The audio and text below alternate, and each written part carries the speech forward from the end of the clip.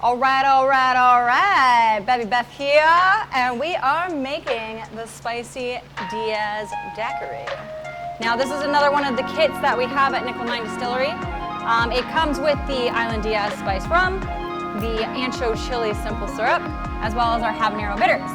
So we're gonna start off with this cocktail, 1.5 ounces of our Island Diaz Spiced Rum.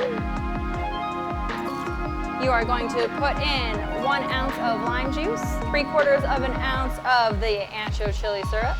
We are going to do 0.5 milliliters of our Habanero Bitters.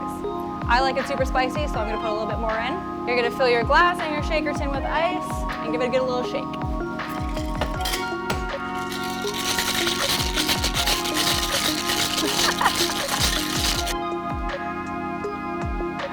And to be fancy, we're doing a dehydrated lime wheel. You can put a pepper on there, make it even more spicy, but there it is, the spicy Diaz Daiquiri here at Ni9 Distillery.